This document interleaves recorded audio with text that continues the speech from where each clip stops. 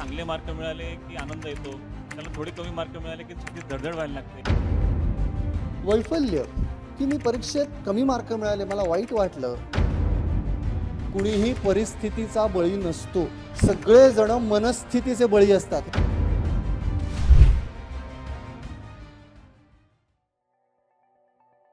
पण sir, Manoj sir, आपल्याला असं सगळ्यांना जाणून घ्यायचंय की ह्या भावना आहेत, ह्या नॉर्मल भावना आहेत. दिवसभरात आपल्याला वर खाली होत असतात. मुलाला चांगले मार्क मिळाले की आनंद येतो, त्याला थोडे कमी मार्क मिळाले की छातीत धडधड व्हायला लागते. हे असं सगळं व्हायला लागतं. ताणाचा म्हणजे नेमकं काय असतं, बॉडीमध्ये घटक काय घडतात असे, म्हणजे काय होतं का? ताण असं म्हटलं की आपल्या डोक्यात एक अशी संकल्पना आहे की ताण म्हणजे वाईटच आहे.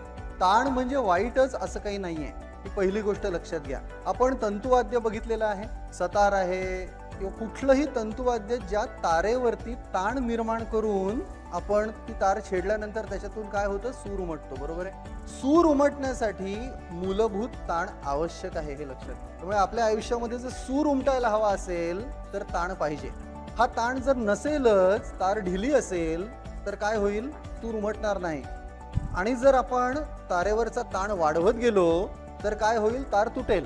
त्यामुळे ताण इतका नको की तार तुटेल आणि इतका ढिला नको की सूरच येणार नाही. त्यामुळे आपल्याला आयुष्यामध्ये काय हवं आहे त्या पटीमध्ये ताण आवश्यक असतो. ही गोष्ट लक्षात घेऊया आपण की हा ताण आपण घेत जातो. त्याची एक ठराविक पातळी कधी गाठली आहे ते आपल्या लक्षात येत नाही आणि मग अडचण सुरू होते. वैफल्य किंवा फ्रस्ट्रेशन, दबाव किंवा प्रेशर आणि संघर्ष किंवा कॉन्फ्लिक्ट, या 3 प्रकारामध्ये ताण कुठलाही आपण विभागू शकतो. की समजा आता मला इथे वेळेत पोचायचंय, हा दबाव आहे. हा दबाव जर नसेलच तर मी उशिरा पोचेन तासभर. पण तो दबाव इतका दबाव आहे की मला सुचतच नाहीये, मग मी 4 गोष्टी विसरतो बरोबर घ्यायला. तर मग हा ताण, त्यांनी पातळी आपली सोडलेली आहे. वैफल्य की मी परीक्षेत कमी मार्क मिळाले, मला वाईट वाटलं, तर तो ताण मला त्यावेळेला आवश्यक आहे, कारण त्या वाईट वाटण्याचा उपयोग मी पुन्हा अभ्यास चांगला करण्यासाठी करणार आहे. हे वैफल्य जर एका मर्यादेच्या पलीकडे गेलं तर काय होतं, जाऊ दे, मला काही येणारच नाही, मी काय अभ्यास करूच शकत नाही, मला मार्क मिळणारच नाहीत. हा ताण नकारात्मक रूप त्याने धारण केलं. संघर्ष आहे, अमुक करू का तमुक करू, कुठलीही निवड करायची आहे. हा संघर्ष तुम्हाला निर्णय घेण्यासाठी मदत करतो, त्यामुळे तो ताण आवश्यक आहे. त्याची पातळी जेव्हा सोडली जाते, आणखीन वरच्या पातळीवरती हा ताण जेव्हा पोहोचतो तेव्हा गडबड सुरू होते. त्यामुळे जसं हरीशने आता सांगितलं की आपल्याला ओळखता आलं पाहिजे की आपली ताणाची पातळी सोडून आपण आणखीन पुढे जातोय का.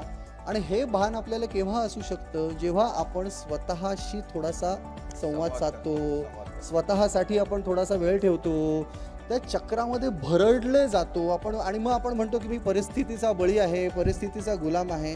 कुणीही परिस्थितीचा बळी नसतो, सगळेजण मनस्थितीचे बळी असतात, हे लक्षात घ्या.